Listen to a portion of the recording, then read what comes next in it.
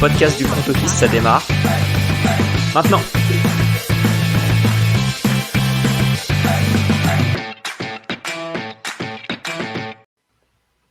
Et salut à tous, bienvenue dans un nouvel épisode du front office. Ça y est, on se retrouve après mes 2 semaines de vacances et ce sont le début des previews de division 2023. Et comme toujours, on va les faire avec Alex. Salut Alex. Salut Jérôme, salut à tous. Bon Alex, comment ça va depuis ces 2 semaines où nous sommes restés en contact à peu près lointain pendant que j'étais dans la campagne? Bah, tranquillement. C'est le mois d'août, c'est tranquille, il n'y a personne, c'est royal. C'est une bonne période, je trouve. Ouais, et puis voilà, on profite du retour des matchs de préparation, de la hype grandissante. Ça y est, nous on lance enfin nos previews. Comme Oui. l'année dernière, 8 previews, une par division, hein, le format ne change pas. Pour ceux qui ont le visuel, vous l'aurez compris, aujourd'hui on attaque par l'AFC West des champions en titre, les Kansas City Chiefs. Et pour ceux qui nous écoutent et qui ne l'avaient pas, vous le savez maintenant. Vous l'aviez dans le titre. Oui, c'est vrai, c'est vrai. Voilà. Si vous avez lancé l'épisode, en lisant un tant soit peu le titre et sans cliquer, vu qu'on sait que vous êtes impatient de retrouver tout ça, vous l'avez déjà vu. Le format ne va pas changer exactement comme l'année dernière. Globalement, il y aura, 1 heure par division. On va essayer de faire un quart d'heure par équipe. C'est la première pour cette année, donc voilà, on va essayer de se tenir dans notre timing. On va pas non plus changer, globalement les catégories de l'année dernière. On va faire un petit point chiffré, donc qu'est-ce qui s'est passé la saison dernière pour l'équipe, jusqu'où ils sont allés. Puis après, on attaquera directement, petit bilan de l'intersaison avec recrues, pertes majeures pour chacun, nos joueurs clés. On verra s'il y a eu des changements en termes de coaching. On ira voir les projections en nombre de victoires proposées par Vegas. On proposera un over-under, des joueurs fantasy, un vainqueur de division. C'est déjà pas mal. C'est déjà pas mal. Et du coup, par rapport au over-under, on a une petite compétition avec nos amis des Fantasy Ballers. Donc, on mettra le lien en description de l'épisode, mais c'est pour que chacun puisse donner son over-under et qu'on se compare un peu qui sont les meilleurs. L'année dernière, ça a été gagné par, je ne sais plus qui, Seahawks France, si mes souvenirs sont bons, avec 20 bons pronostics. Jérôme en avait fait 19. Donc, c'était quand même, on Oh, n'était pas loin, hein. putain, tu vois, je savais même pas que j'en avais fait 19. Voilà, j'ai compté ça après. On s'était pas inscrit, mais on avait fait nos over-under et on était plutôt pas mal. Enfin, surtout Jérôme, moi j'en étais à 4, 5, 6, 7, 8, 9, 10, 11, 12, 13, 14, 15, 16. J'étais à 16. 16 et Ouais. Jérôme à 19. Bon, c'était pas si mal pour 32 équipes. Donc voilà, plus dur que ce qu'on pourrait penser. Ouais, en tout cas, tu as bien fait de faire leur promo. N'hésitez pas à suivre aussi Fantasy Ballers sur Twitter, YouTube, Twitch. Ils font du super boulot, déjà tout ce qui touche à la fantasy et plus largement, vous le savez, on travaille beaucoup, beaucoup, beaucoup avec eux. Et là, ils ont lancé encore pas mal de trucs. Si vous jouez à la fantasy, toutes leurs previews fantasy sont soit déjà sorties, soit en train de sortir. Tout Comme déjà d'hab, sorti. toutes déjà sorties, voilà. Tu Mais vois, pendant les vacances, j'ai pas encore eu le temps de tout rattraper, donc je fais parmi les tu derniers fais comme, inscrits aux ligues, donc tu fais comme tu peux. voilà, exactement. Bon, Alex, je te propose que l'on attaque, et on l'a dit, la division des champions en titre. C'est ça, les Chiefs. Du coup, les Chiefs l'année dernière qui ont fait 14-3, qui était, je crois, le meilleur bilan de la ligue. Ils ont gagné le Super Bowl, donc Tout se passe bien. voilà, tout se passe bien en battant les Bengals, en battant les Bills. euh, non, en battant les Bengals et en battant les Jaguars. Je dis pas de bêtises quand même. Jaguars, Bengals et les Eagles. Donc quand même un beau parcours. Ils ont une cote vainqueur de division cette année à 1,56 chez Winamax. Petit mot sur cette cote de division.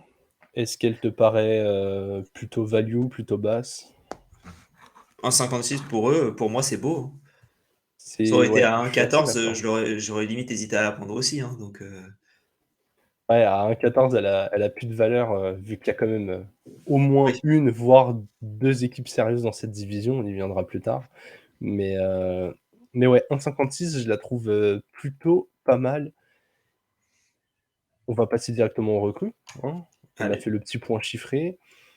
On va toujours commencer par les recrues et pour cette première équipe, nous avons exactement la même.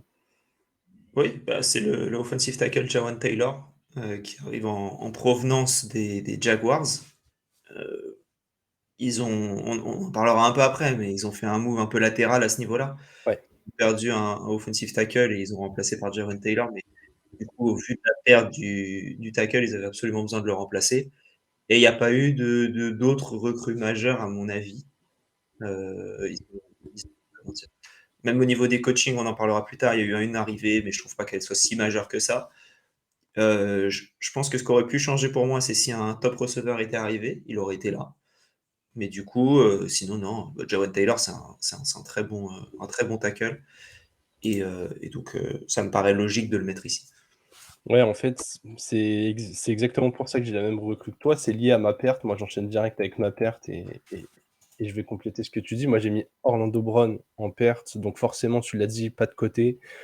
On remplace un bon tackle par un autre bon tackle, à voir ce que ça donne sur le terrain. Mais c'est surtout, comme tu l'as dit, il y a pas eu de gros recrutements majeurs, que ce soit à la draft, on n'a pas senti un style potentiel, en tout cas, rien d'évident, à l'instant où on parle. Et sur l'attaque, ouais, pas de mouvement majeur, pas de gros receveurs en approche, pas de running back en approche. Notre preview pourrait tomber à l'eau très, très vite si, dans 3-4 jours, il y a trade pour Jonathan Taylor. Ça, on est Dont on en parle, ouais. Bah, ce serait ouais, toujours J. Taylor, notre recrue majeur, donc c'est bon, exactement, ça fonctionnerait toujours. ça fonctionne. Mais voilà, il y a pas eu de gros mouvements et maintenant, il va falloir voir comment ça s'orchestre, hein. Ouais, clairement. Du coup, je te laisse enchaîner avec ta perte majeure, hein. Moi, j'ai justifié mon pas de côté, toi, tu vas passer sur le banc. Moi, je passe sur le banc, c'est plus, la perte d'Eric Bieniemy, qui est parti, du côté des Commanders. Je trouve ça, on savait qu'il allait partir à un moment et qu'il parte Ouais. pour être offensive coordinator d'une autre équipe. Moi, ça m'a un peu surpris. Hem et on dirait, je sais pas combien de temps il va rester là, mais je pense que ça aurait été pas mal de faire une transition un peu comme a été fait à Tampa, à un moment donné avec lui. Bon, après, ça faisait un petit moment qu'il était là et il avait sûrement des envies d'ailleurs. Ça se trouve, c'est pas du tout une perte majeure parce que ça se trouve, on verra que toute l'attaque, c'était Andy Reid et Eric Bieniemy, il était là juste pour être offensive coordinator. Mais voilà, je crois qu'il est là depuis le début. Il était là depuis le début de Patrick Mahomes, si mes souvenirs sont bons. Je vais vérifier. Ouais, il était là depuis 2018. Donc Ouais, donc oui, quasiment, ouais, quand il quasiment, devient titulaire, quoi. c'est ça. Donc il était là toute la progression de Mahomes, Andy Reid aussi, hein, d'un autre côté. Mais voilà, j'ai envie de voir un peu ce que vont donner les Chiefs avec du coup Matt Nagy qui revient en offensive coordinator du côté des Chiefs. Voilà, donc Matt Nagy qui a remplacé Eric Bieniemy. Petit clin d'œil de l'histoire que tous les habitués de la NFL, connaissent et que les néophytes découvriront peut-être maintenant. Mais à l'époque de la draft de Patrick Mahomes, Matt Nagy était du côté, des Bears. Il a fait le choix de prendre, Mitch Trubisky devant Patrick Mahomes. C'est un peu un des choix qui a souvent été reproché, donc voilà. Petit clin Et d'œil encore, assez sympa, qu'il le il y avait retrouve dans pas, il y avait pas, il avait choisi Trubisky devant Mahomes et devant Voldemort aussi. oui, oui, c'est vrai. C'est vrai, c'est vrai. Donc, Même si du ouais, coup, voilà, comme tu l'as souligné, le fait d'avoir Watson dans l'équation maintenant, bon, limite on lui passe beaucoup plus facilement. Mais c'est ouais, vrai que ce petit pas, où il a dit: «Non, non, non, moi je prends Trubisky», après il était pas seul à la décision, mais visiblement il avait beaucoup poussé pour Trubisky devant Mahomes. Donc voilà, ouais. on va voir ce que ça donne maintenant qu'il retrouve Mahomes. Je pense que du coup, il va comprendre la différence entre les 2. Au moins, Ah, c'est, ouais, ouais, je pense là qu'il va voir, ouais. Il ça va devrait vite être voir assez ça, marquant. clairement. Bon Alex, je te propose qu'on enchaîne avec nos joueurs clés, ceux dont, la saison des Chiefs, le succès potentiel des Chiefs, pourrait reposer et je te laisse donner le tien. Ouais, on n'a pas donné Patrick Mahomes parce que ça nous paraît évident. Donc on Même. passe au deuxième joueur, je pense. Pour moi, c'est Chris Jones. Il a fait une super saison l'année dernière. Euh, ah. Son poste me perd. Defensive end. Defensive tackle, pardon. Donc le defensive tackle qui a été 3e, je crois, dans la course au Defensive Player of the Year.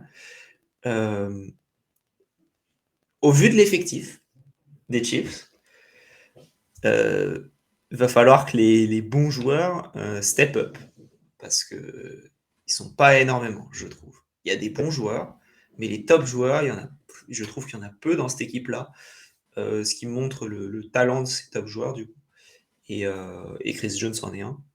Et ouais, va falloir qu'il lead la défense et qu'il l'amène à des sommets, parce que sinon, ça risque de crumble, on va dire. Non, mais c'est ça, on s'est fait la remarque en off avant l'épisode. Franchement, sans vouloir insulter la fanbase des Chiefs, quand tu prends l'effectif, genre pour moi, il n'est pas top 3 en termes de talent. Il a très clairement juste des joueurs clés qui le boostent, mais infiniment. C'est là qu'on voit le talent de Mahomes. C'est pour ça que je ne l'ai pas mis non plus. En fait, pour nous, Mahomes, même le plancher de Mahomes fait ouais, même à son plancher, il est top 2 QB, quoi. Il y a de temps en temps un mec qui arrive à faire des meilleures prestats que lui, mais c'est très clairement le meilleur joueur de la NFL, et je pense avec une certaine avance sur les autres. Donc moi, mon joueur clé, ce sera Travis Kelce, sa cible principale. Okay. Parce que, on l'a dit, pas de recrutement majeur sur l'attaque. Globalement, ce sont les jeunes receveurs qui vont remplacer les quelques départs, notamment de Juju. Donc, qui n'est pas une immense perte, mais voilà. Ils sont pas les... Quand même, hein. Ouais, disons que c'est un joueur qui était un peu référencé, qui a de l'expérience dans la ligue. Là, les squads de receveurs, elle est très jeune. Le jour où Kelce va commencer à décliner ou se blesser, alors Mahomes trouvera toujours des solutions parce que c'est Mahomes, mais on rappelle qu'au sol, il a un duo Pacheco-McKinnon. C'est pas des cadors non plus, même si McKinnon sort d'une très bonne saison. Et derrière, les cibles après Kelce, c'est quoi? C'est Sky Moore, c'est Rice, Darius Toney. Kadarius Toney, s'il arrive à jouer. Parce que Toney, clairement, c'est un joueur de talent, mais il est souvent blessé. Donc voilà, comme tu l'as dit, même logique pour Kelce que pour Chris Jones. Absolument besoin de maintenir un niveau de compétition ultra élevé s'ils veulent espérer du coup gagner encore une fois le Super Bowl. Ouais, je suis totalement d'accord. En tout cas, Vegas sont plutôt optimistes, les bookmakers là-bas. Ils sortent d'une saison en 14-3, donc en même temps c'est assez simple. Ils proposent un over-under, donc une projection à 11,5 victoires. Alex, est-ce que tu donnes plus ou moins de 11,5 victoires aux Chiefs? Plus. Ils sont meilleurs que les 3/4 des équipes de la ligue. Donc voilà. Ça me paraît assez facile de dire plus pour eux.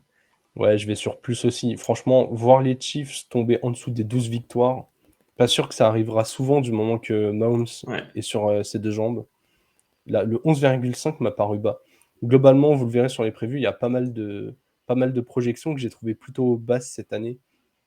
Comme si les bookmakers s'attendaient à une saison très serrée, tu vois. Ouais. Et du coup, j'aurais peut-être une tendance à mettre surtout des over, hein, je suis optimiste, mais ouais, là, les Chiefs, un plancher à 12 victoires, surtout qu'ils n'ont pas le pire des calendriers. Hein. Non, ça va. Déjà, 6 matchs de division. J'ai envie de dire, on verra comment se comportent les Chargers, mais même si, admettons, les Chargers venaient à marcher sur l'eau, les Chiefs pourraient toujours en prendre un, même contre des Chargers énormes. Normalement, même si les Riders ont parfois eu tendance à être un peu gênants pour eux, là, je pense que les Riders de cette année, ils vont prendre 2 défaites dans la bouche. Et les Broncos, pareil, il y a encore plus d'incertitudes que chez les Chargers. Franchement, j'ai envie de dire, ton plancher dans la division, il est de 4 victoires, et si t'en prends 6, c'est pas surprenant, quoi. Totalement. Donc, nous allons sur 12 victoires minimum over pour tous les deux.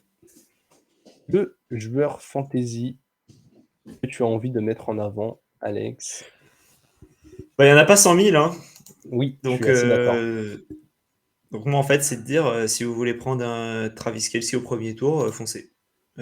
Pour moi, il y a quoi? Il y a 2 joueurs au-dessus. C'est Jefferson et McCaffrey, et après, ça se vaut. Donc, Ok, intéressant. voilà. Je sais pas pourquoi, je vois, comment il s'appelle, Austin Ekeler qui descend beaucoup dans les classements en ce moment, je ne sais pas pourquoi, Sûrement mais la on en situation parlera. contractuelle et le possible drop. Ouais, j'y crois moyen, mais bref, on en parlera plus tard. Mais Travis Kelce, voilà, foncez. Je vois pas de risque avec lui, en fait. Donc, c'est le Ok. numéro 1 de Patrick Mahomes. Si c'était un Ok. receveur, il serait peut-être même devant Jefferson, je pense. Ouais. Ouais, tout dépend du format, mais en tout cas, il serait, il est dans le range des top receveurs, hein. Regardez son nombre de réceptions depuis 3 saisons, Ouais. et Et puis c'est un avantage par rapport au niveau du poste, quoi. Donc, c'est ça, c'est en fait, le gap entre le premier tight end et le deuxième est tellement énorme que quasiment peu importe le format, il peut valoir le coup, quoi.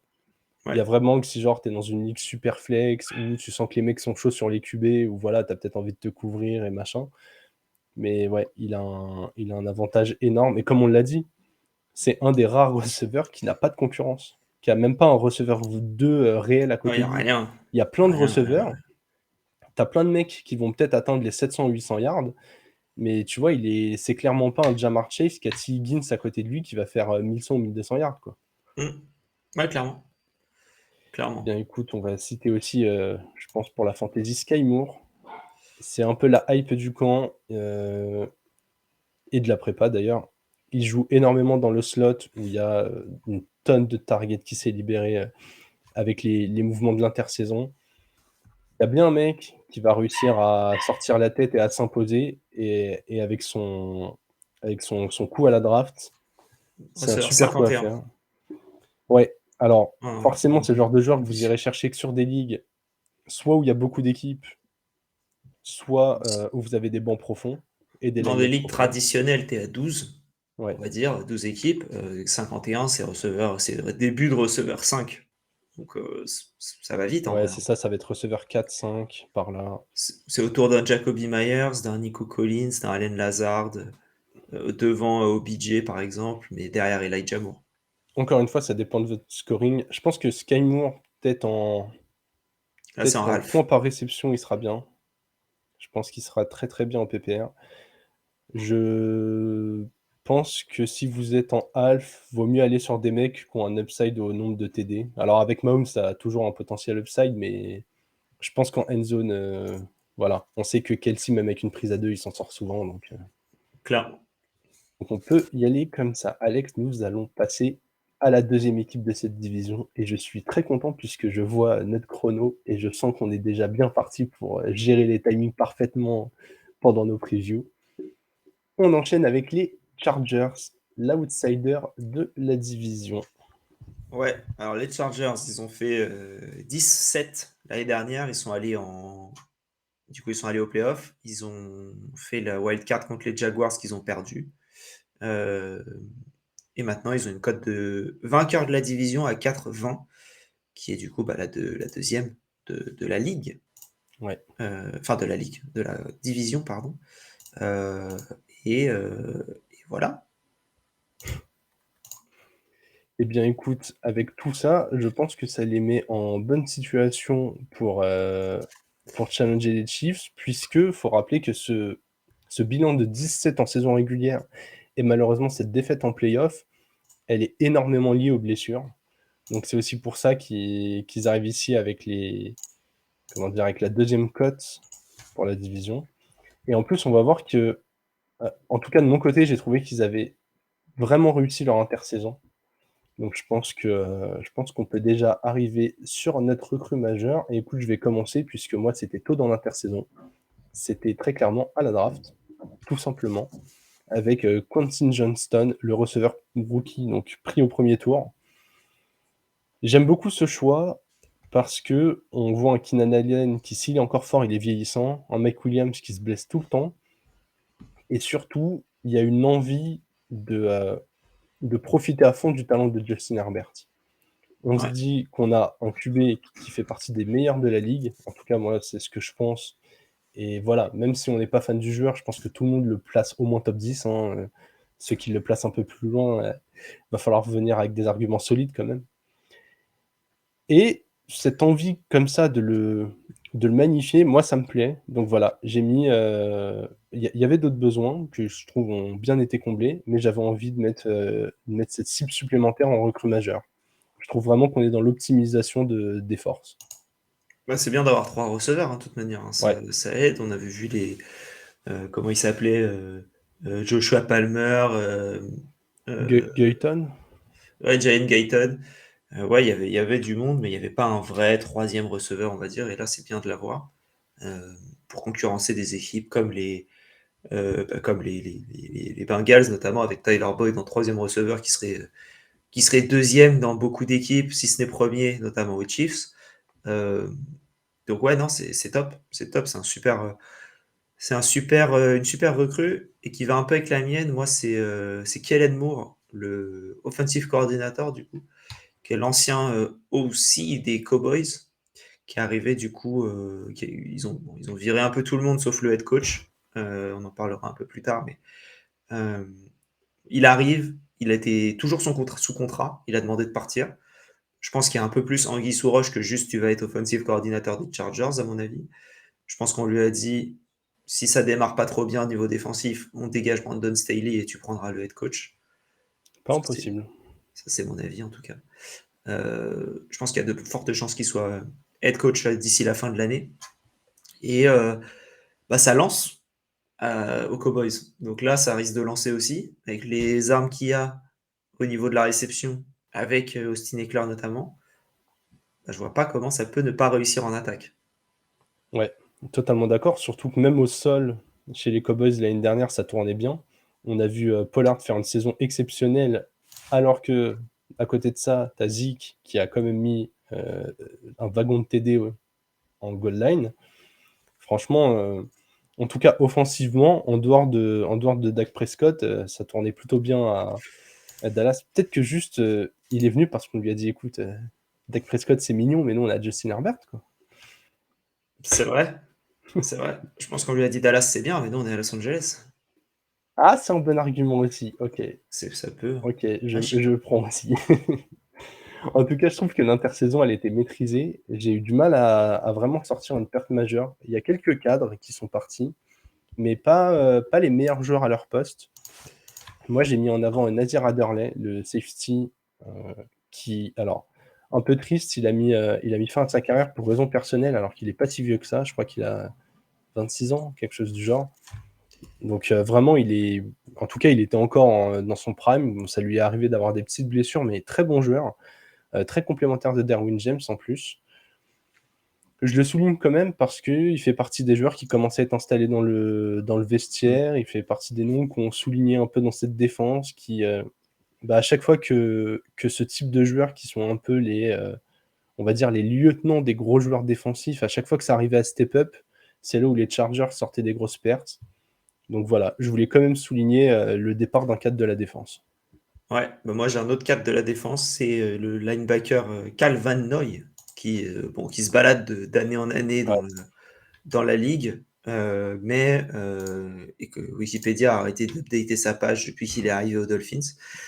Mais voilà, il a fait Dolphins, Patriots, Chargers. Là, il est toujours free agent. Je pense qu'il demande un peu beaucoup. Mais il avait fait une bonne saison l'année dernière, avec 5 sacs notamment, et 46 plaquages. Alors, bon, c'est pas mal. Et puis ouais, pareil, je trouvais pas trop de joueurs qui étaient partis. Donc je trouvais que c'était une perte qui pouvait être importante. En plus, les Chargers tapent souvent des blessures. Ouais. D'avoir un mec comme ça dans la rotation, ça fait jamais de mal. Et voilà. C'est ça, en fait, ils ont un peu tapé dans de la profondeur défensive avec des mecs qui connaissaient déjà la ligue. Comme tu l'as dit, il y a des considérations financières à prendre. Je pense que vraiment les Chargers font partie des équipes qui ont plutôt bien maîtrisé leur intersaison, qui n'avaient pas besoin de tout chambouler. Vraiment, peut-être que les plus gros changements qu'il y avait à faire, c'était au niveau du staff médical, parce que tous Ouais. les ans, ils ont des mecs qui passent la saison sur le côté parce que ça va pas. Alors après, il y a aussi des concours de circonstances, mais voilà, pas de joueur indispensable au système qui est parti, quoi. Alors qu'on va le voir, il y a un paquet d'équipes où quand même il y a eu des gros changements. Ouais, Et totalement. du coup, là, joueur clé, on est encore une fois chacun d'un côté du ballon. Je te laisse commencer, Alex. Moi, je vais commencer avec Austin Eckler parce que c'est sa saison contrat et il sort de, je crois, 38 touchdowns sur les 2 dernières années. Il va essayer de faire au moins 16, je pense. De manière, il va essayer de faire 20, 25. S'il peut faire 40, il Oui, fera s'il 40. peut, il le fera. Ouais. Je pense je pense qu'ils vont beaucoup l'utiliser, un peu comme d'autres running backs qu'on signait pour une année. Mais je pense que quand tu as un running back pour une année, tu as envie de l'utiliser le plus possible. Et là, c'est ce qui risque de se passer. Donc, je m'attends à une énorme saison des Éclairs qui, non seulement pour les Chargers, c'est important qu'il la fasse, mais en plus pour lui, c'est assez important. Donc, voilà. Je pense que s'il y a une mini blessure, il va jouer quand même. S'il n'y a pas de blessure, il va jouer encore plus. Il va être aligné un peu partout. Avec les receveurs qui se blessent tout le temps, ça ne m'étonnerait pas qu'il joue plus de postes, plus de slots, enfin, plus de snaps pardon, en receveur. Tu as pas mal de possibilités pour lui. C'est un mec ultra versatile. Et voilà. Ouais, limite, pareil, je regardais la profondeur derrière lui. Moi, je suis pas très fan de. Il y a quoi? Il y a Joshua Kelly, Larry Rountree, je crois, quelque chose comme ça. Ouais, rien quoi. Enfin, vraiment, en tout cas, pour moi, il y a pas de gros talent comme ça. Il y a pas mal d'équipes qui ont 2 voire 3 running backs. Lui, voilà, c'est loin d'être le mec qui peut prendre toutes les T'as Is- carries et t'as passer en Isaiah force. Spiller, mais bon. Wes Spiller, voilà, qu'ils ont pris, pas cette draft, mais celle d'avant, je crois, qui va être en année Mais, sophomore. ouais. Donc, pas hyper fan, mais ils ont pris, comme tu l'as dit avec Kellen Moore, ils ont pris un coach qui aime beaucoup la passe, qui a fait briller Pollard. Donc, je pense que, en tout cas, sur le papier, jusqu'à maintenant, est clair, c'était une sorte de Pollard plus plus. Donc, très clairement, il y a moyen d'attendre une grosse saison de lui. Ouais. Écoute, moi, j'ai pas mal parlé des blessures, je vais continuer. Je vais aller sur JC Jackson, cornerback qui a raté beaucoup de matchs la saison dernière pour cause de blessures, alors qu'il sortait d'une saison avant ça qui était exceptionnelle. On attendait de lui qu'il transforme la défense, surtout contre la passe, qui n'a pas toujours été hyper bonne du côté des Chargers. Donc voilà, ça va un peu aussi avec ma perte majeure. On va avoir besoin que les joueurs qui avaient été blessés mais qui ont été recrutés pour faire step up cette équipe réussissent enfin à s'imposer. Il a aussi Derwin James dans le fond du terrain avec lui et un autre et Asante Samuel. Voilà, j'ai enfin retrouvé son nom. À l'opposé de lui. Il y a moyen d'avoir un bon trio en fond de terrain. Encore une fois, ça dépendra de la santé physique des joueurs, mais le talent est là. Et je pense que si leur défense contre la passe est vraiment solide, on va avoir une équipe très dangereuse chez les Chargers. Il y a vraiment moyen d'avoir. Tu vois, moi je trouve que là, dans leur construction, ils vont commencer à ressembler un peu aux Bengals. Et quand on voit les résultats récents des Bengals, je pense qu'on peut être optimiste pour eux. Ouais. Ouais, je suis assez d'accord avec toi. Et je te propose que l'on passe à la partie coaching que tu as déjà évoquée. Je vais te laisser Ouais. parler là-dessus, vu que toi, tu as un plan pour Kellen Moore.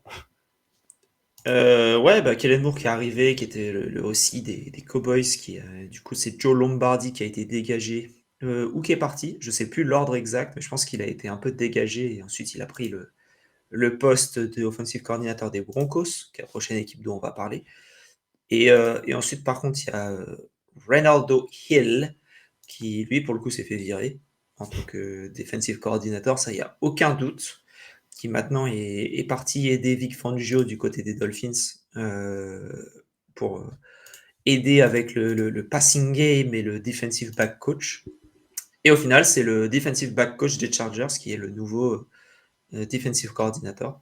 Donc, Derek Hansley Hein. qui est là. Donc, un petit changement. Ils n'ont pas viré le plus gros problème de cette équipe qui est le head coach, Brandon Staley, qui, je pense, c'est sa dernière saison. S'ils font pas au moins finale de conf, Ok, je pense qu'ils dégagent. Et à un moment, ok. faut arrêter comment dire, de faire des bêtises. Et spoiler, je pense qu'il ne finira pas la saison. Ouais, tu l'avais déjà évoqué, potentiel remplacement par Kellen Moore en courte saison, c'est pas impossible. Je suis un peu inquiet niveau coaching staff chez les Chargers. Moi, c'est mon gros point d'interrogation. Et je suis d'accord avec toi, je pense qu'ils ont. Je sais pas à quel point Kellen Moore peut être un bon head coach pour cette équipe, mais ça peut pas être pire que, que le coach actuel. Moi, j'ai un gros souci. Ils ont voulu avoir un peu cette continuité. On en a souvent parlé. Je vais en reparler cette année. C'est quand même important d'avoir de la continuité pour gagner. Mais au bout d'un moment, avec lui, alors il a vraiment pas eu de chance, mais on a quand même frôlé la médiocrité, notamment dans ce qui était appelé. Donc voilà, c'est assez compliqué de lui faire confiance et j'espère C'est- aussi qu'il y aura du changement. Pour moi, c'est le pire coach de la division et il y a Josh McDaniels. Ok, ok. Ben, les termes sont dits. Pire coach de la division, Non, voilà. mais et par contre, là, nous, on a la liste là, du coup, devant nous, de tous les head coachs de la ligue. Trouve-moi un coach pire. C'est pas facile, hein. Moi, j'en Ouais, vois non, pas. mais c'est pas facile. Je suis en train de descendre la liste Je en pense, je même temps. pense peut-être Jonathan Gannon, mais on l'a jamais vu en head coach, le nouveau Ouais, coach ouais, des on peut Cards. même pas le juger On encore, peut pas le juger. sinon. Tu m'aurais demandé il y a quelques années, j'aurais dit Zach Taylor, mais depuis, il est bon. Moi, j'aime bien depuis quelques années. Mais pour moi, Brandon Staley, le pire coach de la ligue. Ouais, parce que les autres sont. En fait, les autres sont des nouveaux, donc on va pas pouvoir dire tout de suite, ah, lui, il est moins bon. Et derrière, dans ceux qui ont au moins fait une saison à la tête de leur équipe, Voilà, moi j'aime pas ouais, non, trop Ron clairement. Rivera, mais c'est un bon coach. Donc Ouais, voilà. voilà, il fait partie de ces coachs qui sont là, qui sont capables de faire le taf. Tu sais pas si tu vas vraiment gagner, aller loin avec lui, mais ouais, non, je suis d'accord avec toi. Écoute, je viens de faire toute la liste. Là, c'est un peu compliqué d'en sortir un moins bon. Ouais, bah, c'est pas une bonne nouvelle pour les Chargers qui sont pourtant projetés. Vegas leur propose 9,5 victoires pour le over-under. Ils ont fait 17 l'année dernière, donc clairement, Vegas, ils se mouillent pas beaucoup. Ils ont dit, est-ce qu'ils vont refaire mieux ou moins bien? Alex, selon Pour moins toi, bien. moins bien, d'accord. Ok.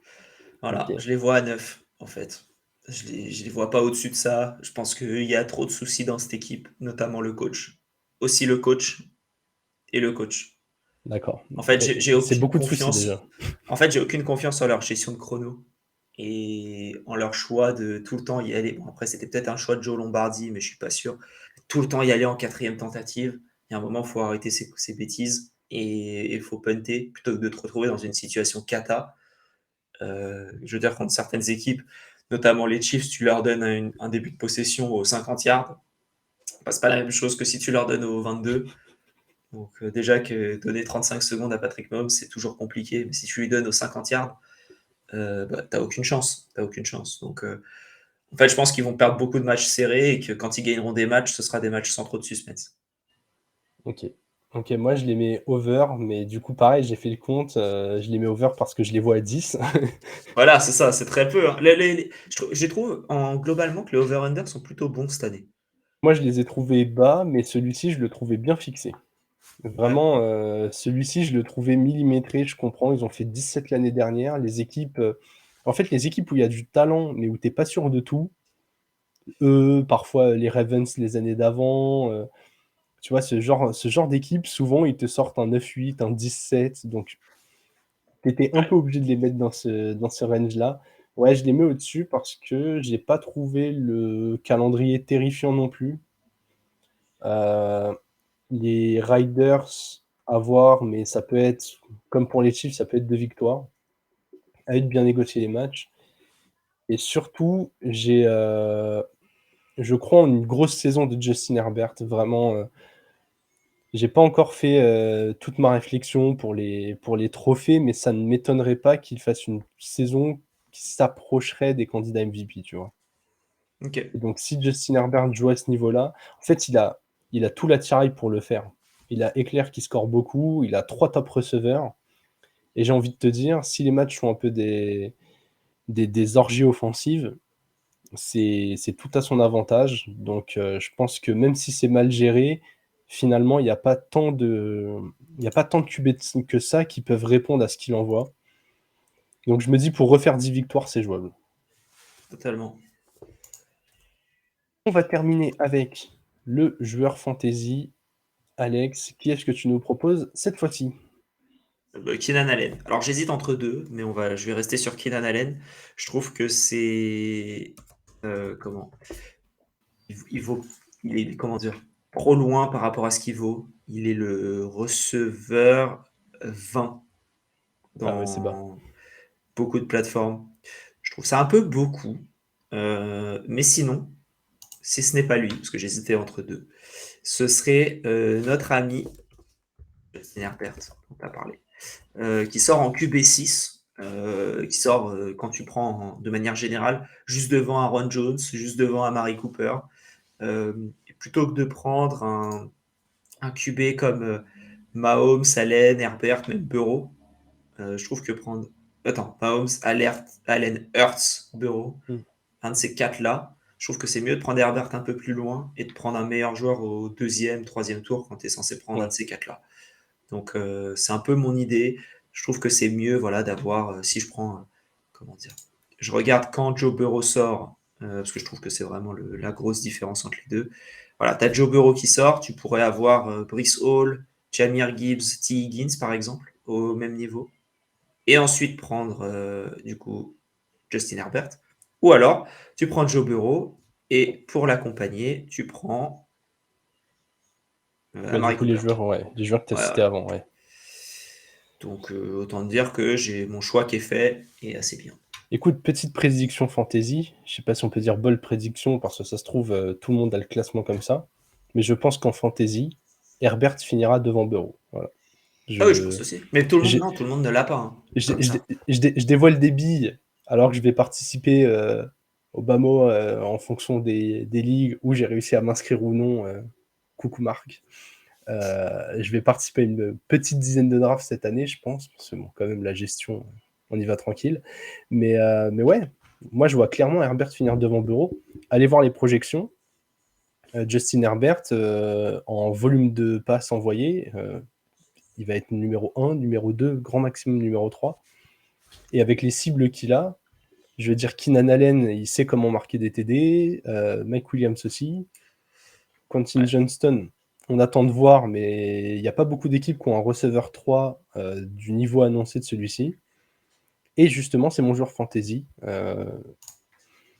Je pense qu'il va profiter justement de toute l'attention que les deux top receveurs de cette équipe vont prendre sur eux pour briller. En fait, dans tous les scénarios, il s'en sort bien. S'il y a une blessure, il passe receveur 2, ça assure du volume. S'il n'y a pas de blessure, il va jouer des troisième corners ou des linebackers qui couvrent le slot et il est capable de prendre le dessus sur eux. Et avec le volume de passe, je le trouve plus intéressant en PPR que dans d'autres formats, mais je trouve que ouais, je trouve qu'il a une situation qui est trop bien. En fait, il va être dans une des attaques qui envoie le plus de volume, avec quand même vachement d'ouverture. Pour le prix auquel il est, pour moi, c'est un incontournable. Je comprends. Bon, Alex, là, on commence à s'enfoncer dans la division. Tu l'as déjà annoncé tout à l'heure, on va parler des Broncos. Et je te laisse faire le bilan chiffré. Bah, le bilan chiffré. Alors, attends que je retourne sur mon onglet. Hop, parfait. Ils ont fini l'année dernière en 5-12. Quel cata. Euh, Du coup, autant vous dire, ils n'ont pas fait les playoffs. Et cette année, ils ont une cote vainqueur de division à 6. Il faudrait quand même un sacré turnaround pour gagner la division. Mais ils ont fait des. Bon, ils ont bougé quoi, par rapport à l'année dernière. Avant qu'on passe aux ajustements, j'ai une seule question au niveau de ces cotes. Quand j'ai vu à 6, ça m'a pas mal surpris. Est-ce que tu penses qu'il y a plus d'écart entre les Chiefs et les Chargers ou entre les Chargers et les Broncos en termes de niveau? Entre les Chiefs et les Chargers. Ok, tu vois les Chiefs vraiment, vraiment devant les Chargers ou les Chargers Ouais. vraiment moins forts que ce que moi je les vois en tout cas. Là, je Ok, vois les Chiefs très loin et je pense que les Broncos peuvent faire mieux que l'année dernière. Ils feront pas pire, je pense. ouais, parce que ce 5-12, faut quand même souligner que les 4-5 derniers matchs étaient quand même beaucoup mieux. C'est vraiment Ouais. tout le début de saison qui a été cata de chez cata. Dès que Et Hackett a été viré, en fait. c'est souvent lié. Bah écoute, je te propose qu'on parle directement de notre recrue majeure, puisque pour la deuxième fois, nous avons la même, Monsieur Sean Payton. Sean Payton qui est arrivé, le head coach, qui était le head coach des Saints jusqu'à il y a 2 ans. Ouais, Il a pris la retraite l'année dernière pour être analyste chez ESPN, Fox, CBS, peu importe qui. analyste. Voilà, analyste. Euh, Ils ont quand même tradé un premier tour pour le récupérer. Donc le premier tour qu'ils avaient récupéré pour le trade de Bradley Chubb chez les Dolphins, ils ont tradé ce pick-là. Euh, Du coup, les Saints étaient assez contents, je pense, de cette petite Ouais. opération. Moi, un premier tour pour un head coach, j'ai du mal. Mais bon, après, c'est un top head coach. Mm. Euh, et il a quand même des belles armes. Ouais, il a des belles armes. Et comme tu dis, le premier tour, c'est un peu haut. Alors, je comprends l'urgence qu'ils avaient. J'ai envie de dire que Sean Payton, quand il était encore en poste jusqu'à il y a 2 saisons, faisait partie des meilleurs head coachs de la ligue. La Ouais. question, c'est est-ce qu'il était vraiment élite au point de pouvoir être top 3 coach, ou est-ce qu'il était beaucoup aidé par un quarterback qui s'appelait Drew Brees, qui aide énormément à ce qu'une équipe joue bien? Parce que C'est vraiment, vrai. je pense que Drew Brees, c'est un des QB que j'ai préféré le voir jouer. Il y a trop de... Voilà, pour ceux qui seraient néophytes et qui suivent depuis pas longtemps, aller voir des compiles de Drew Brees, c'est un mélange de talent et d'intelligence. En termes de game management, franchement, il C'est a rien ça. à envier au plus grand. C'est Donc comme nous. voilà, exactement. Tout Mais pareil. ouais, recrue majeure pour moi aussi, forcément, quand tu l'as cité, mais tu passes de Hackett en début de saison dernière à Sean Payton. Je pense que l'upgrade, elle est. Voilà quoi. S'il y avait Hackett, s'il y avait encore Nathaniel Hackett, et bah, le coach des Chargers ne serait pas le pire coach de la ligue, Je suis pour moi. d'accord. Tu vois. Je suis assez d'accord. Et Mais vu comment sinon, on. alors, pour être très rapide sur d'autres recrues majeures, parce que vu qu'on a la même, sinon, moi, ma recrue majeure, s'il n'y avait pas eu Sean Payton, bon, il n'y aurait peut-être pas eu lui non plus, ça aurait été Mike McGlinchey, Ouais. le offensive tackle, numéro 69, nice, comment dire, des Broncos, du coup, qui venait des Niners. Donc voilà. Je pense que c'est un des meilleurs. Je crois qu'il est considéré comme le meilleur offensive tackle de l'AFC West. Je crois que c'est le 5e meilleur selon Pro Football Focus.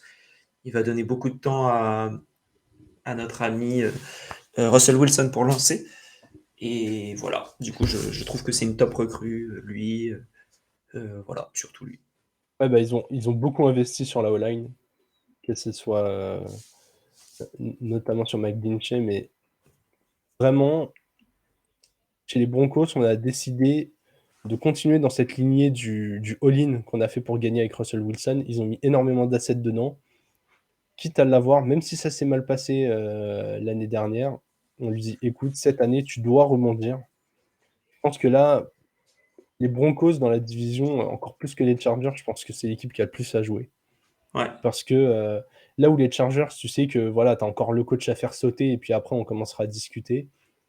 Là, au bout d'un moment, tu as un top coach.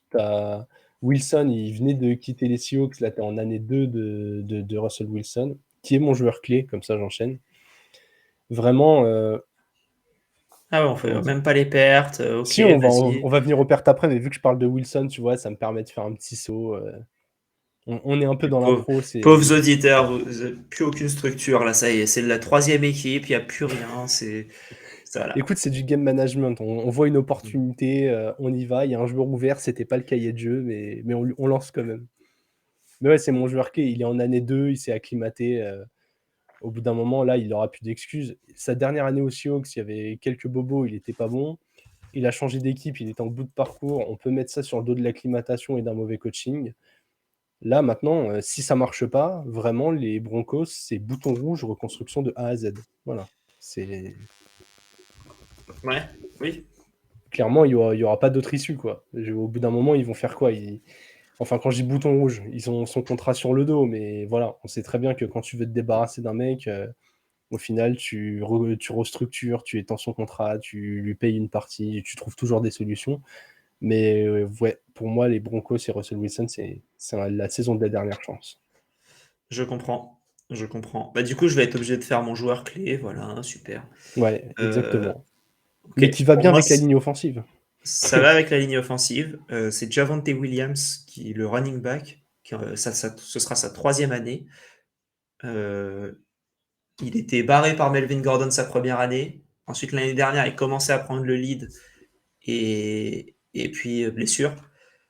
On pensait qu'il allait pas pouvoir revenir avant un petit moment. Au final, il est déjà là lors du training camp. Ouais. Euh, en fait, c'est un monstre. Et je pense que pour donner un peu plus de temps à Russell Wilson pour lancer sur des Jerry Jeudy, sur des Courtland Sutton, Pas Tim Patrick, parce que malheureusement, Tim Patrick s'est refait les croisés, je crois. Donc lui, sa carrière, elle va vite être terminée. Euh, voilà, pour lancer vers du Greg Dulcich, etc. Avoir une bonne menace au sol, je pense que ça peut valoir le coup. Mais vraiment, le duo Javonte, Samaje Perine, qui est arrivé aussi de la part des Bengals, je trouve que c'est un super duo de running back. D'où le fait que je considère que vraiment le retour de Javonte Williams en top forme, je pense que ça peut être l'outil clé pour ces Broncos. Ouais, je suis d'accord avec un Sean Payton qui a su profiter d'un Alvin Kamara un peu dans Ouais. un registre de pass catcher qui prend des passes courtes et qui crée des diffs. On a vu que Javonte Williams, il savait très bien le faire aussi. Il a un peu Pirine dans ce rôle de powerback comme il avait pu l'avoir avec Mark Ingram. J'adore ce duo aussi. Ouais. Et tu l'as cité, moi j'ai pas vu de perte majeure parmi les joueurs, si ce n'est, comme tu l'as dit, encore une fois, des blessures au niveau des receveurs.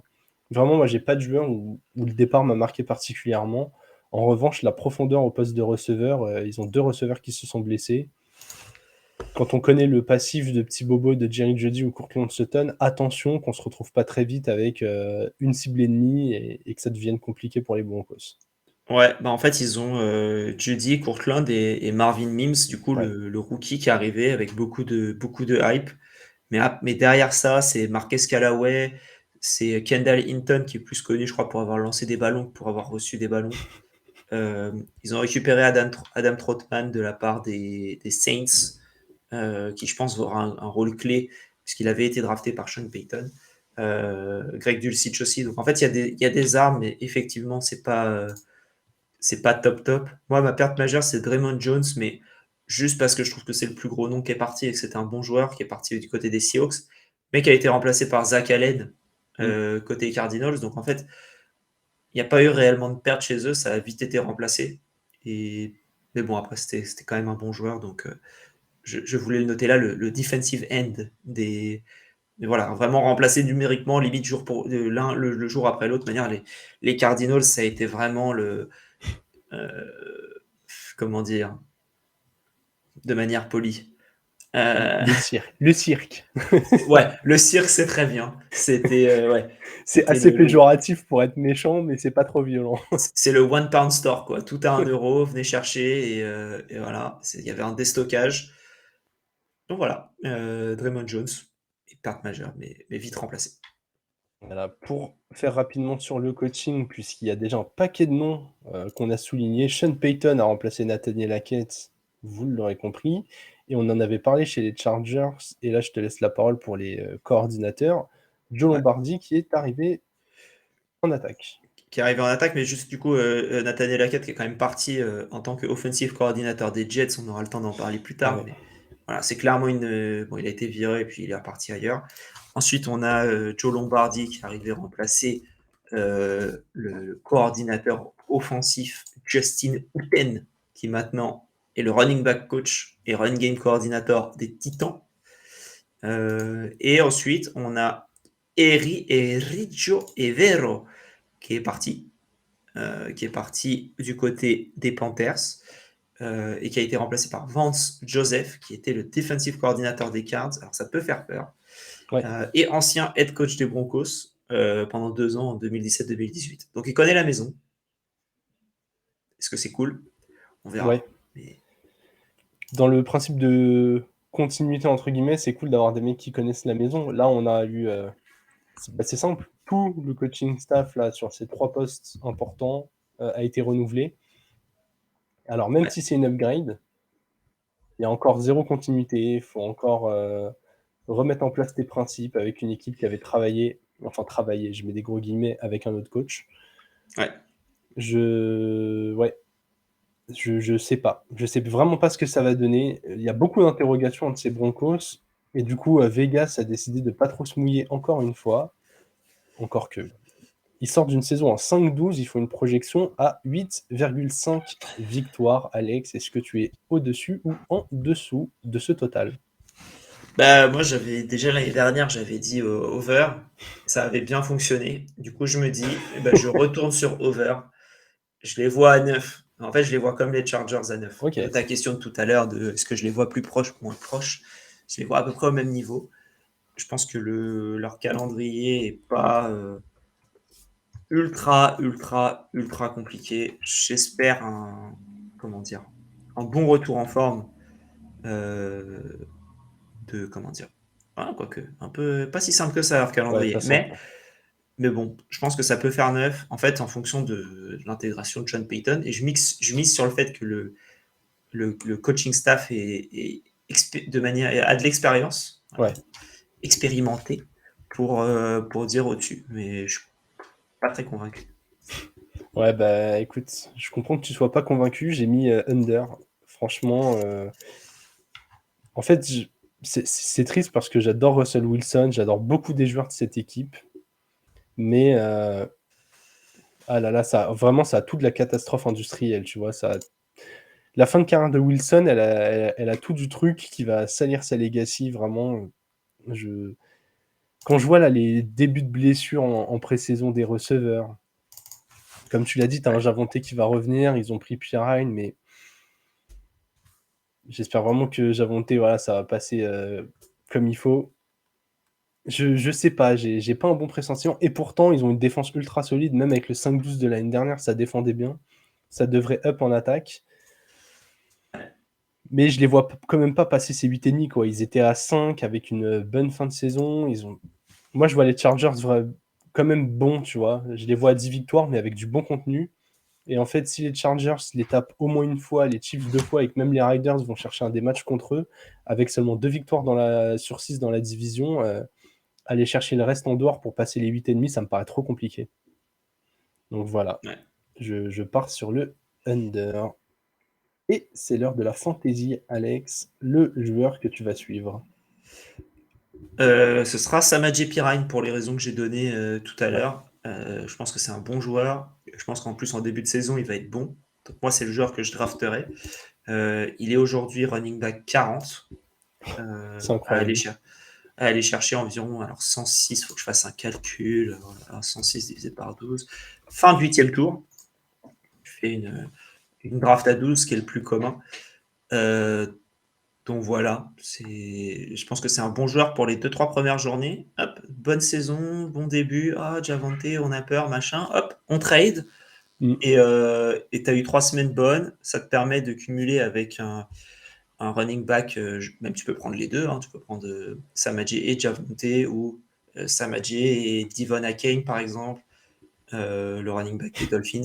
Voilà, non, mais des joueurs où tu sais pas trop ce que ça va donner en début de saison. Samaje, Brice Hall, voilà, un peu ce duo-là d'un joueur qui peut bien démarrer la saison et un joueur qui va mal la démarrer.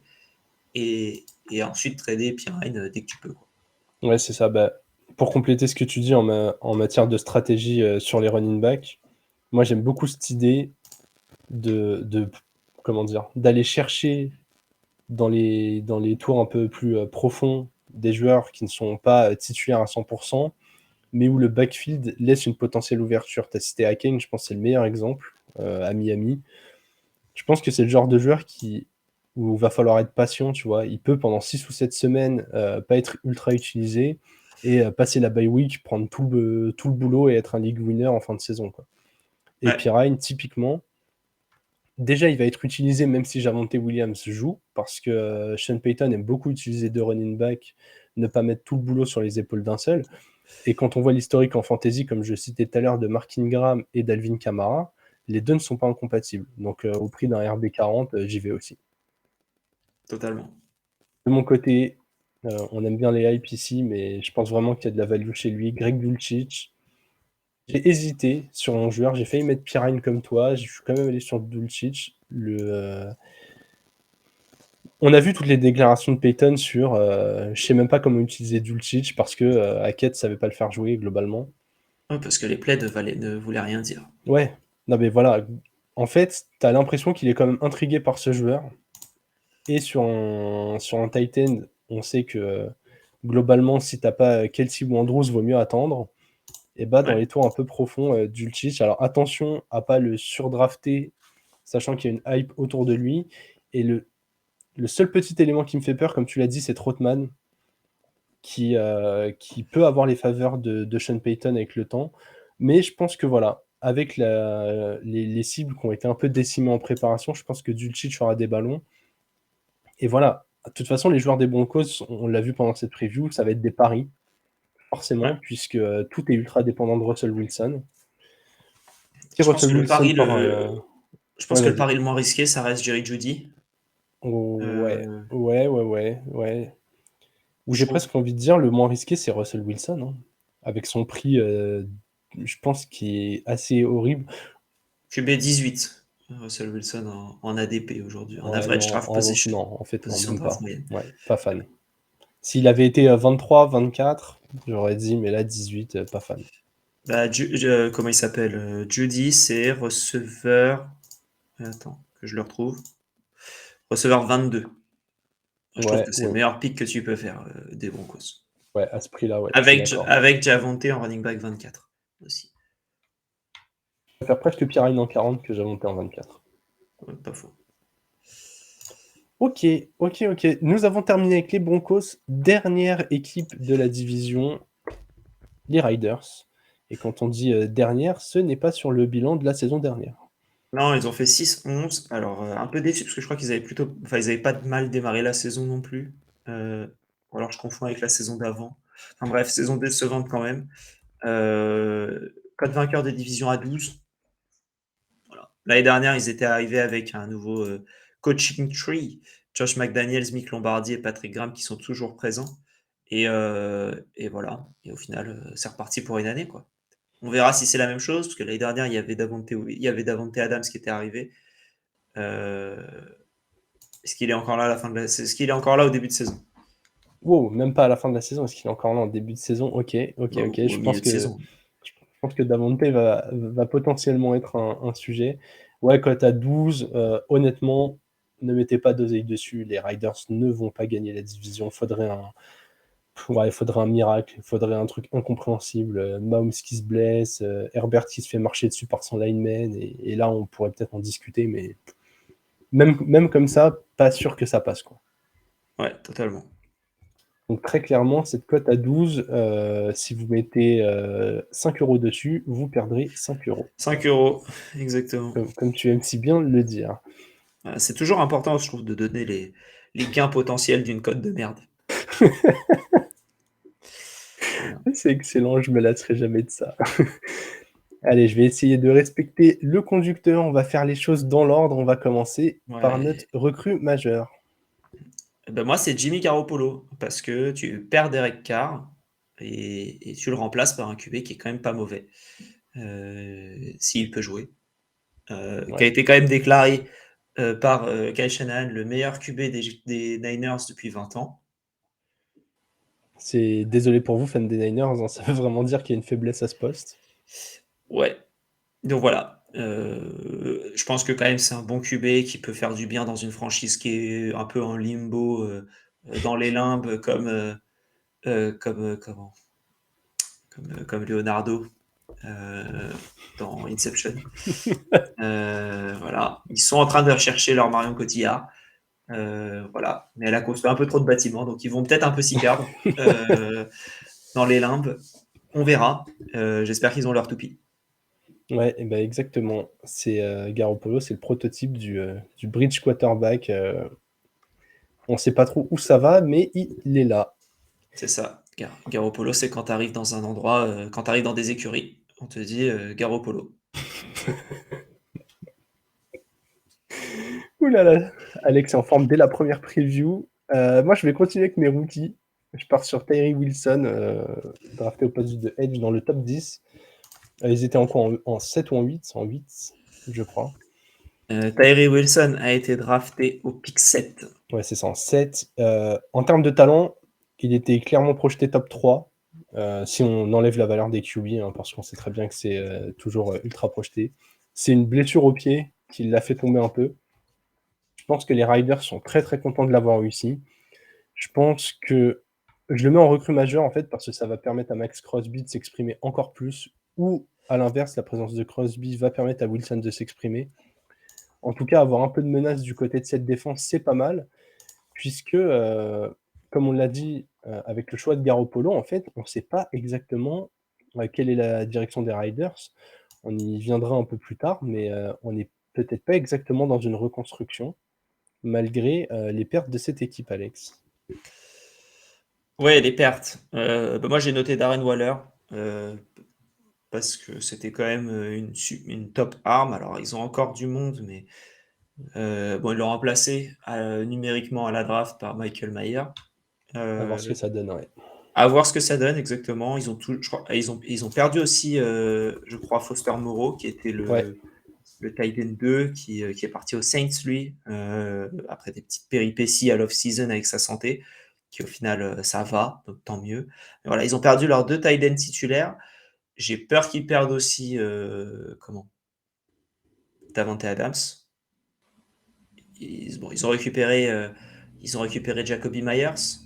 C'est oui, eux? ouais. Oui, c'est Ouais, eux. ouais, c'est bien. Ils ont récupéré Jacoby Myers, ils ont toujours Hunter Renfro, ils ont toujours Davante Adams. Donc en soi, il y a de quoi faire de manière offensive, mais je trouve que Darren Waller a apporté quelque chose quand il était sur le terrain que pas grand monde d'autre peut apporter dans cette équipe. Ouais, ouais, je suis totalement d'accord, surtout quand on voit. Alors, est-ce que c'était de la méforme ou du déclin? Mais tu as cité Hunter Renfro, sa saison dernière était catastrophique. Donc voilà, à voir comment ça va se compléter. Marque majeure, moi, Derek Carr, qu'on soit fan ou pas du joueur, je pense qu'il est globalement dans les mêmes ranges de joueurs que Garoppolo. C'est genre des bons Oui, game managers qui font pas trop d'erreurs, mais qui vont pas te faire gagner non plus. Et là, on parle quand même du QB qui vient de faire la dernière décennie, quoi, dans cette équipe. C'est, ouais. voilà, on dirait pas, mais je crois qu'il a fait 9 saisons chez les Riders. Mais il a beaucoup joué, hein, ça c'est sûr. Et puis surtout, il a joué tous les matchs. Ouais, ultra Parce que fiable. quand il a été benché à la fin de la saison dernière, c'était un moment. Ah là là, ils ont benché Derek Carr, il n'avait jamais pas fait un match Mmh. chez les Riders. Bah, c'est là qu'on a compris que c'était fin d'aventure, quoi. Ouais, Mais clairement. très clairement, ouais, tu perds le mec qu'on avait l'habitude de voir, mener ton équipe. Donc voilà, on l'a dit, c'était ta recrue majeure. Je passe déjà à la section d'après, mais c'est aussi notre joueur clé à tous les 2. Oui, Et moi, c'est mon joueur clé pour une seule raison. Il y a vraiment un seul motif qui fait que je le mets là, c'est que, et tu l'as un peu cité, mais de son niveau de performance va dépendre l'avenir de Davante Adams. Si au final, on ouais, se rend compte que les Riders, avec Garoppolo, et là, qu'il est là juste pour faire le bridge, juste pour faire cette petite transition vers une reconstruction, parce qu'on sait pas trop ce qu'ils font. Le plan est pas encore clair. Si on sent que les Riders ont envie de perdre, Davante ne va clairement pas rester, il aura pas envie de rester. Si on a un Jimmy Garoppolo qui arrive à jouer vraiment à son plafond, et en fait, les Riders, on se rend compte après 10 matchs, ils sont en 5-5, ils sont pas si loin des playoffs, même si à mon avis, quand tu es à l'équilibre, tu les fais pas, mais voilà, s'ils ont l'impression d'être compétitifs, qu'il y a un petit move à faire à droite à gauche et que ça peut fonctionner, why not? Mais si clairement tu commences après 8 matchs, tu es en 2-6, Davante c'est Adams, possible, hein. bah ouais, il va taper à la porte, il va dire écoutez les gars, vous êtes gentils, mais moi j'ai Aaron Rodgers là à New York. Je pense qu'ils peuvent me trouver une petite place, aller leur Moi, sucrer un j'ai petit tour de draft et c'est parti, quoi. moi, j'ai très peur du début de saison des Riders pour la carrière de Garrett Wilson aux Jets. Ouais, je vois ce que Parce tu que veux j'ai dire. peur qu'il fasse l'aller-retour. Euh, Ah j'ai ouais? peur qu'il. Ouais. Bah Ah oui, moi j'y parce crois que. pas. Je pense Ok. que Mais imagine, oui, imagine, t'es les Riders, tu perds Davante Adams, ok, mais t'es les Jets, tu veux récupérer Davante Adams, ouais, mais qu'est-ce que tu vas faire de tu Garrett? tu lâches pas Wilson. Je suis d'accord avec toi, tu Du coup, devrais je pas pense qu'il y lâcher a Wilson, ouais, moi je pense mais je pense que du coup, il y a pas de trade avec les Jets. Genre s'il s'en va, oui. tu vois typiquement le genre de scénario qui peut arriver en revanche, c'est, pas les Chiefs parce que c'est dans la même division, mais genre, tu vois, une équipe qui est un peu, serait un Ouais, c'est peu à un top receveur ou ouais, à tu vas une nous arme dire en les Bills, plus. quoi. Non, parce que je suis pas sûr que ouais, après, c'est pas la même division, donc why not?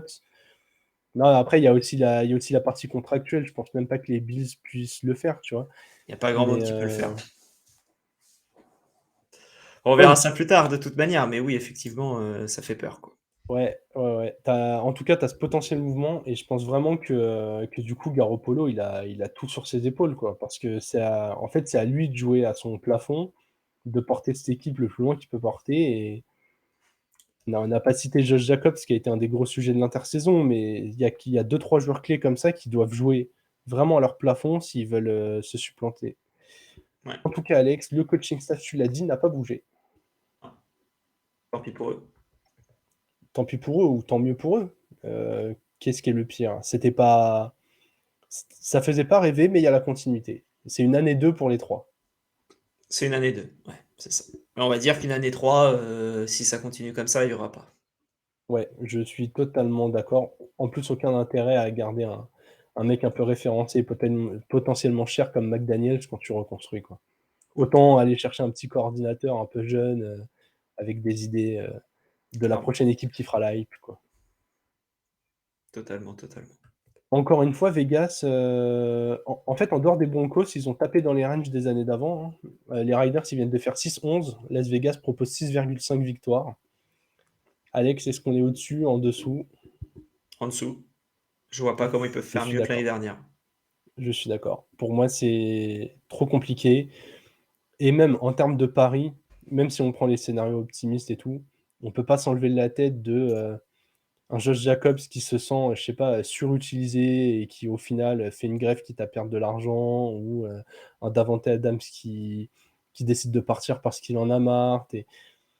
Il y a beaucoup, beaucoup, beaucoup trop d'incertitudes. Il y a quand même du talent en attaque, hein, mais j'arrive pas à y croire. Dans cette diff qui est vraiment pas facile, hein, tu dois jouer 2 fois les Chiefs, 2 fois les Chargers.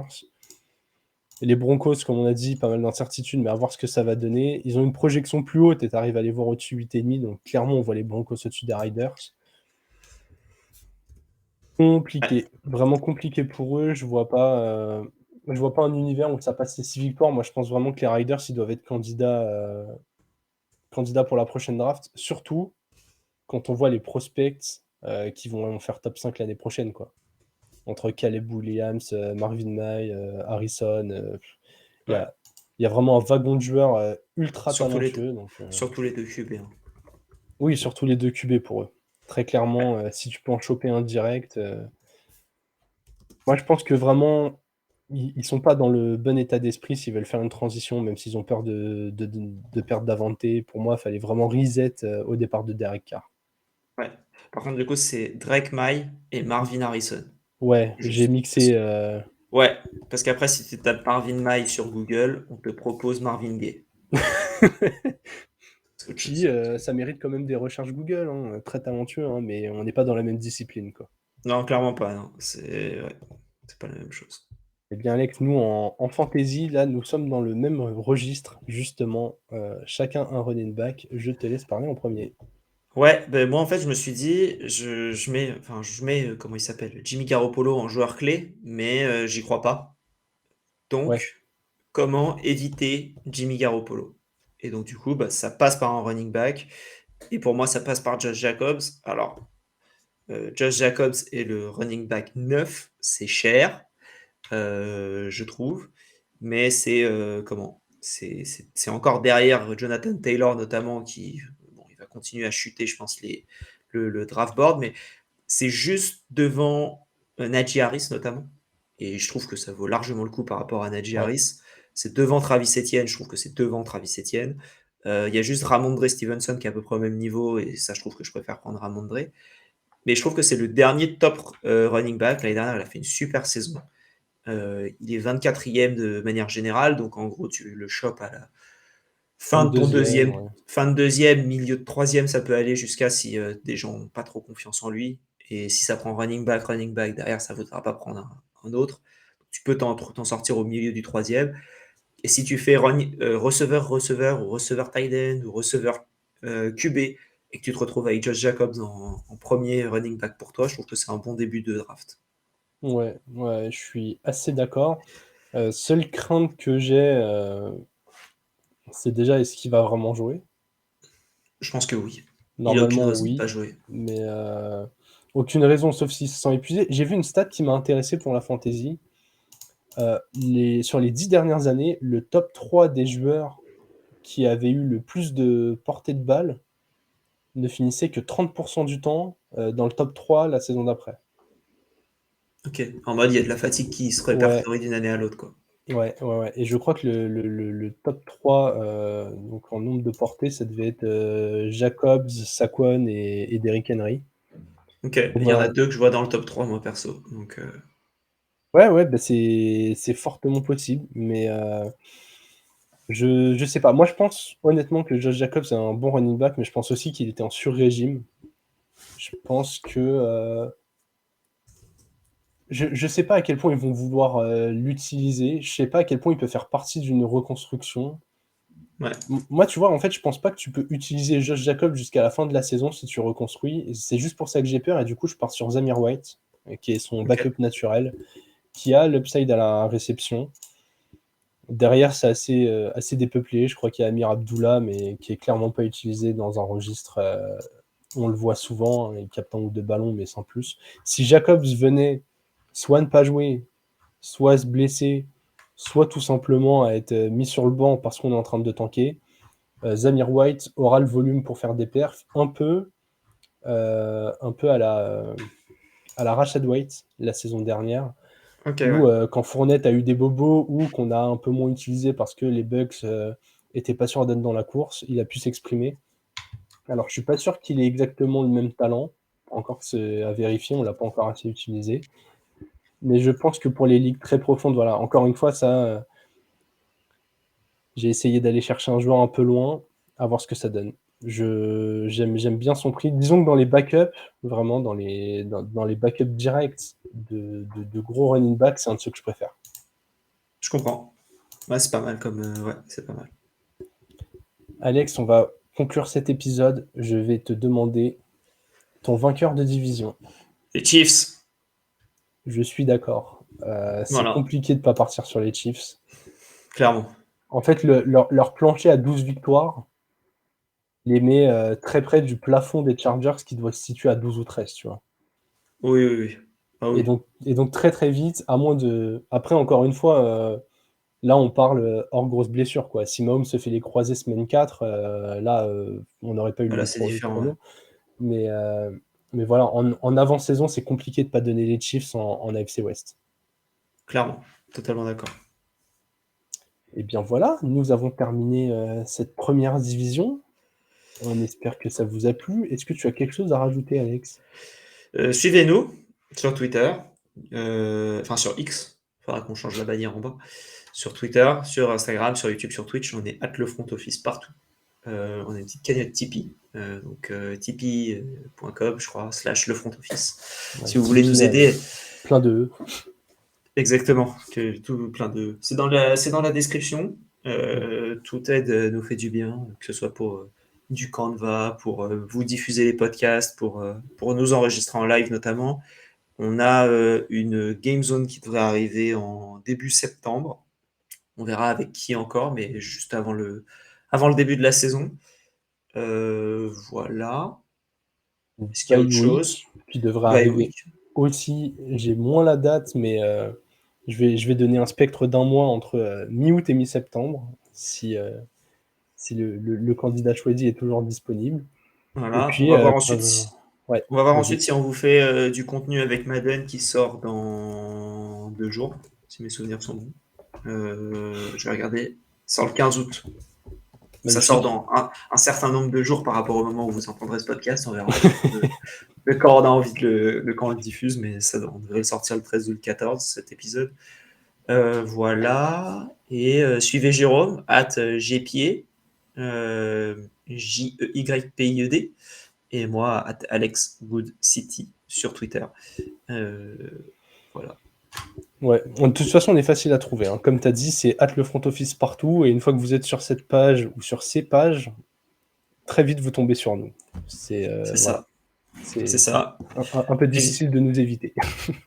Donc n'hésitez pas à nous dire. Et puis si vous avez des questions, vous pouvez tout nous envoyer sur ces liens-là, hein, sur ces endroits-là. Mettez en commentaire et que ce soit sur YouTube ou un peu partout, on répondra. Si vous voulez qu'on réponde lors d'un prochain épisode, on le fera aussi. C'est avec plaisir. Ouais. Ouais, très bonne remarque. N'hésitez pas à nous envoyer des questions, pas que sur ces épisodes, même pas forcément tout de suite sur, l'actualité. Toutes les questions que vous avez autour du foot américain. On rappelle qu'on a lancé, le No Huddle avant nos Mmh. vacances respectives qu'on fait avec, les Fantasy Ballers. Donc pas impossible qu'on puisse faire aussi des épisodes où c'est pas du tout nous qui choisissons les thèmes, où juste on a une sélection de questions. Donc voilà, envoyez des questions, nous on peut très bien faire un live où juste on répond aux questions de la communauté. Ouais, C'est le genre de truc où on est hyper chaud pour avoir un max d'échanges avec vous. Donc totalement. voilà. Voilà. On va conclure cette première preview. Je crois, Alex, qu'on va se retrouver pour la NFC East.